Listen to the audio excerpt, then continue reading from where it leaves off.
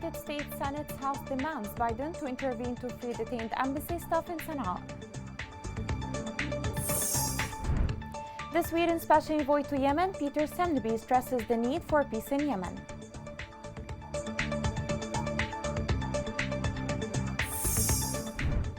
The International Migration Organization affirms that the humanitarian situation in Ma'rib is worsening.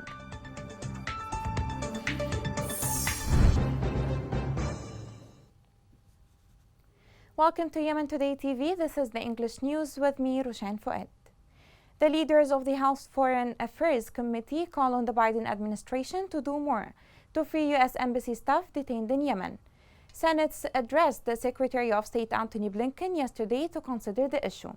The statement stressed to exercise all available pressure to secure the release of detained employed staff and ensure the well-being of them in the future.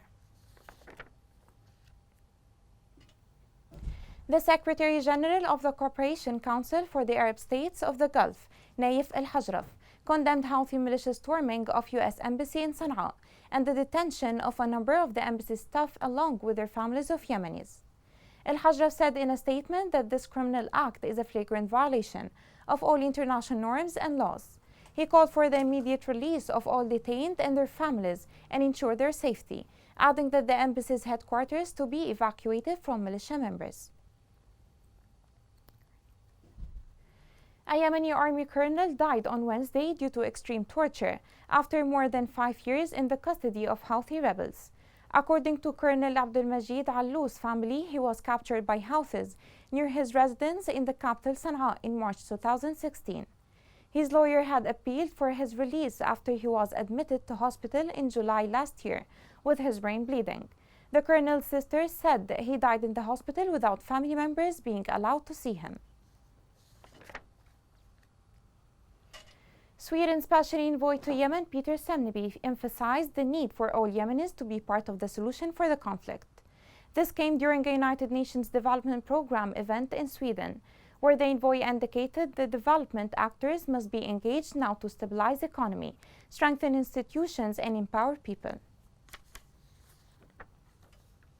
Human Rights Watch said that displaced people and civilians in Ma'rib have been caught in the crossfire of Houthis for 2 years, knowing that hundreds of civilians have been killed and injured in missile attacks launched by the rebels on populated areas. In a statement, the organization said that Houthis fired artillery and ballistic missiles indiscriminately at populated areas in Ma'rib and caused severe casualties, including women and children, and led to a new wave of displacement since September. The organization indicated that as a result of hostilities since last October, 93,000 civilians have been displaced from their homes to Ma'rib city, which is already hosting 2 million displaced people. The statement quoted Afrah Nasser, Yemeni researcher at Human Rights Watch, as saying, "Civilians are displaced people in Ma'rib have been caught in the crossfire for nearly 2 years, and some of them suffer severe deprivation." Nasser called on the Houthi militia to immediately end its discriminate attacks in Ma'rib and to allow humanitarian aid to enter civilians throughout the governorate. The International Migration Organization reported that the humanitarian situation in Ma'rib has reached an alarming level. This reality becomes even worse with the current Houthi escalation on the city. More in the following report. The International Organization for Migration is sounding the alarm on the worsening humanitarian situation in Ma'rib, where armed conflict is taking a heavy toll on displaced people, migrants, and communities that host them. IOM urgently calls on all parties to end the ongoing hostilities and appeals for urgent funds to support those affected. Active front lines have shifted in the past 2 months more than any other time this year. The number of people forced to flee their homes in Ma'rib, many for the 4th or 5th time, has escalated to more than 45,000 people displaced since September, according to IOM's displacement tracking matrix.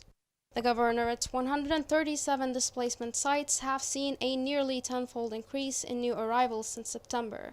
As the largest organization working in the area, IOM teams are providing essential relief, including water, sanitation, shelter, household items, and cash to cover urgent needs in 61 sites. Since the beginning of the year, IOM has reached more than 200,000 people in Ma'rib with aid. The chief of mission said new influxes of internally displaced persons are straining already overcrowded sites. We're now seeing at times up to 40 people with no choice but to share one small tent, she said. Humanitarian actors are planning for rising displacement to continue and urgently require more funds. IOM appealed for 170 million US dollars in 2021 to meet the increasing needs of displaced, conflict-affected, and migrant communities in Yemen. Only about half of these funds have been received. The 3.85 billion US dollar humanitarian response plan for Yemen is only funded at 57%. Migrants in the area close to the fighting have been at even greater risk of detention, forced labor, and sexual violence since the recent escalation of conflict. IOM is responding to their health and protection needs at its migrant response point and in sites where many have settled. Still in Maghreb, the Defense Minister General Mohammed El-Makbashi and Minister of Information, Culture and Tourism Muammar El-Eryani were briefed on the military operations of the 7th Military Region against the Houthi rebels. The two ministers also visited the front lines and met with field commanders. They expressed pride in the rare national championships that the fighters are showing in defending the principles of the revolution and the republic.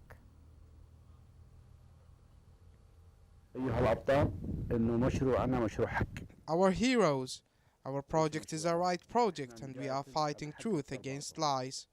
Yemen rose up in the face of Houthi militia.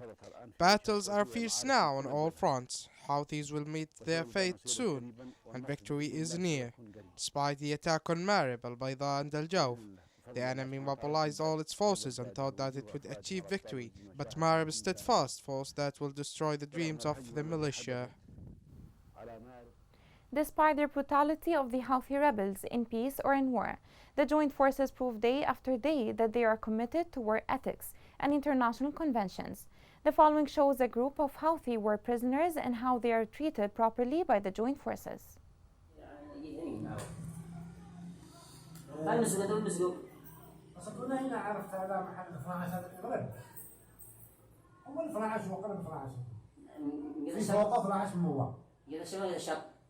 الشمال شمال صح. احنا قدرنا نضيع الجهاد تماما في المزرعة هذه الرسالة. ايوه مزرعة حق حسن في 12 موضوع كان مخفي و12 عيلة يعني من الريال من الريال اليمني من الريال السعودي خاتم يمني يعني لا هو شوف هو 3 بيروحوا واحد. Turning to Hodeidah, Joint Forces engineering team cleared Houthi mines and explosive devices planted in the newly liberated areas, including networks planted inside homes of citizens in Hais.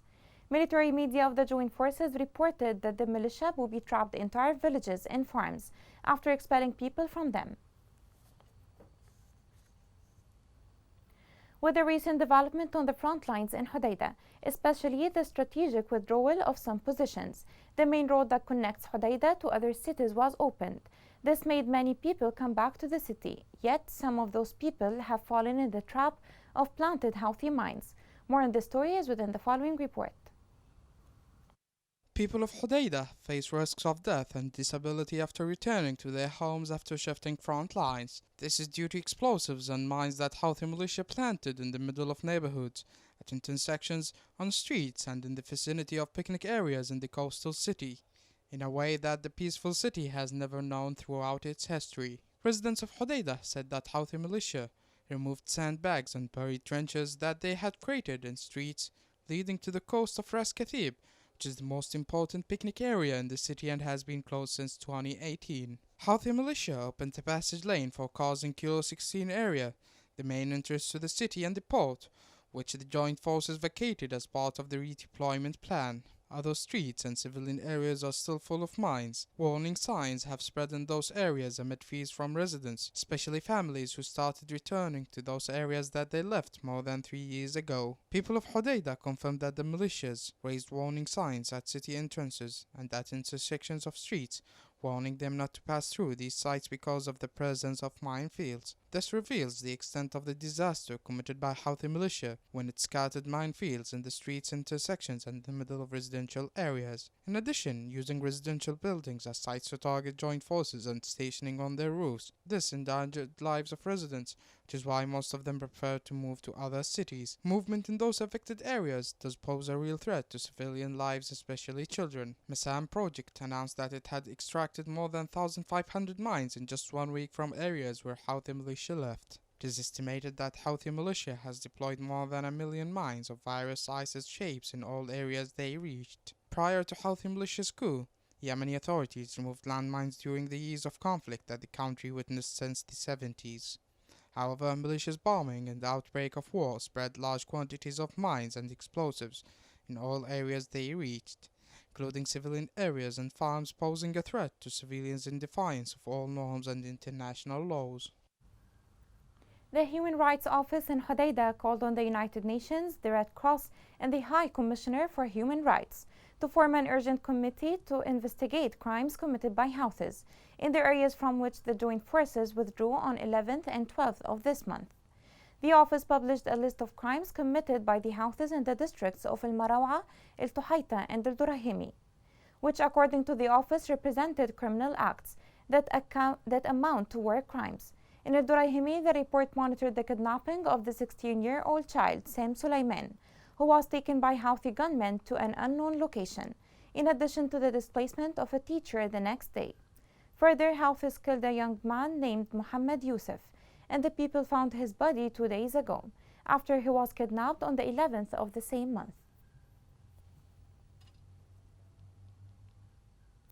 In Sana'a, Yemen Today TV monitored human losses incurred by Houthi militia during November. The militia's media acknowledged such losses through funeral processions in their areas of control. All of the dead were killed on the fronts of Ma'rib and the western coast, with the fire of government, tribal, and joint forces, and airstrikes by the coalition aircraft, bringing the casualties among the militia on a daily basis. With this outcome, the number of militia deaths that it has admitted since the beginning of this month has reached 390. Tusada government forces thwarted the Houthi infiltration attempt, causing heavy losses among the rebels in Bakum. According to sources, a number of the Houthi militia were killed by successful sniping operations carried out by a number of snipers after monitoring operation of a Houthi infiltration attempt to one of the sites. Coming next. Why the world celebrates the International Day for Eliminating Violence Against Women. Houthis continue assaulting violations against women on a daily basis.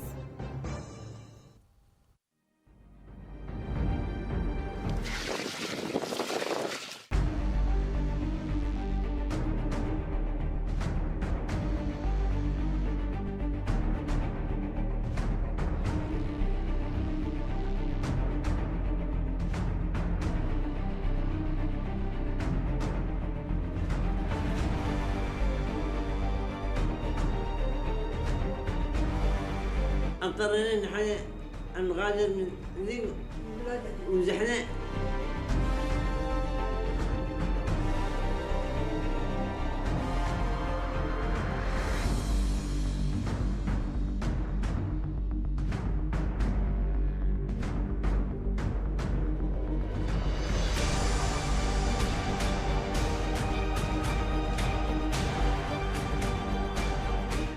الله يستنقلكم يا محويتني الله يستنقل.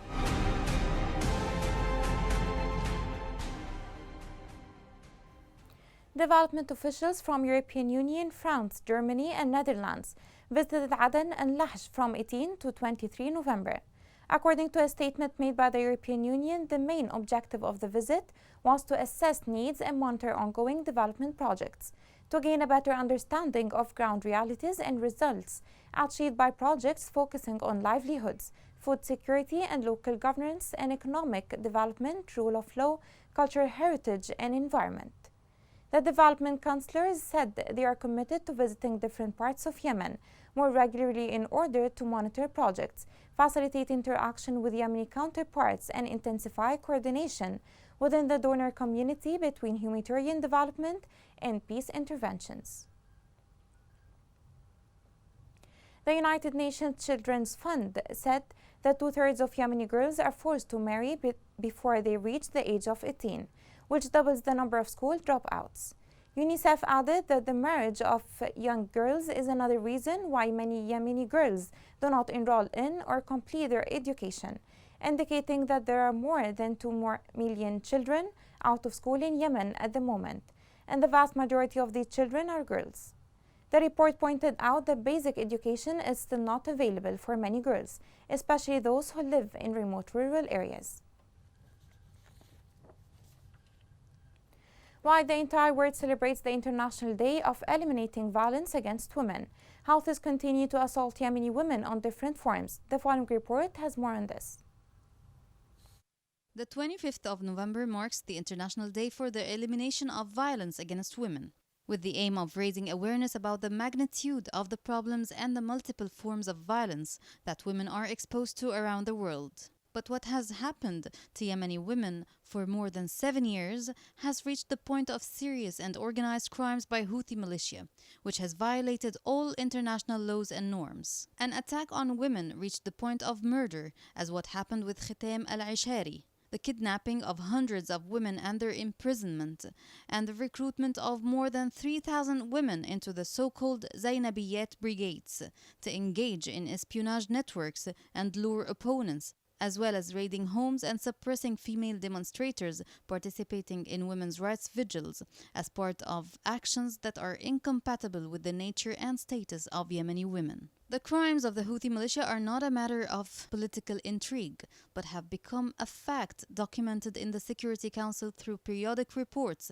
issued by the International Group of Experts on Yemen, where it confirmed the identification of a Houthi network involved in the suppression of dissent led by Sultan Zubayn, responsible for the arrest and kidnapping of women, in addition to his supervision on the establishment of the so-called Zainabiyat brigades. The Information and Rehabilitation Center for Human Rights confirmed that more than 300 women are behind bars, including 100 political, human rights and media activists, and about 45 women are in a state of enforced disappearance without their relatives knowing their fate, while the Association of Mothers of Abductees said that the Houthi militia kept 157 women in its prisons and secret detention centers in just 2 years. If orange is the dominant color in the celebration of the International Day for the Elimination of Violence Against Women, the favorite color of Houthis for more than 7 years is the red color, through killing and wounding thousands of women with their missiles and mines, or directly attacking them with batons and sharp tools, as what happened in the December 2 uprising. But the tragedy remains that hundreds of women remain in militia prisons without those who advocate for women's rights being able to carry out their duties in releasing the kidnapped and forcibly disappeared women and stopping the excessive violence against Yemeni women. Food for Humanity Foundation said that it has launched a project to support coastal women with diving equipment and livelihoods, funded by the New York-based Madre International Organization. The project covers most needy coastal women sector in areas of Amran, Ras Amran, Khor el-Amira, Wadi Marka, and Ras al-Ara. The project will benefit 50 Yemeni women fishermen in the southern coastal region of the war-torn country for the 8th year in a row.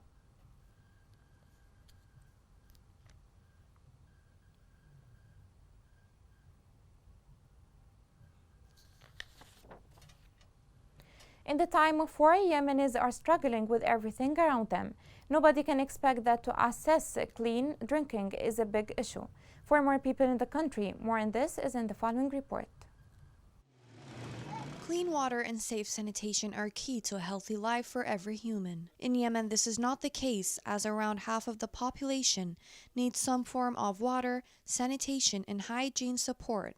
Displacement sites in Ma'rib are overcrowded with worryingly limited access to essential services like clean water supplies. The pipes that provide the water are rusty, and the system breaks down frequently. People are not able to easily pay for any maintenance to have clean water. Due to the problems with the water network, families in Yemen struggle to get enough water each day. They are forced to travel long distance in search of working wells or required to pay large sums for purchasing and collecting water.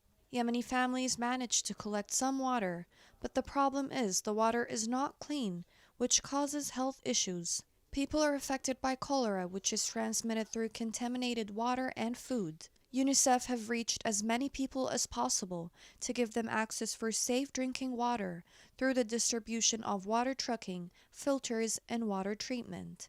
Yemeni citizens are left in a desperate need for clean water. This can be one of the many reasons that causes a high rate of death in Yemen. Here is a reminder of the main headlines. United States Senate's House demands Biden to intervene to free detained embassy staff in Sana'a. The Sweden Special Envoy to Yemen, Peter Sendeby, stresses the need for peace in Yemen.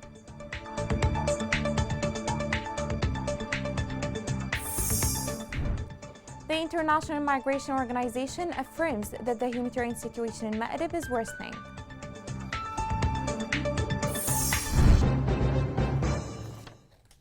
This brings us to the end of the news. It was Roshan Fouad. See you soon.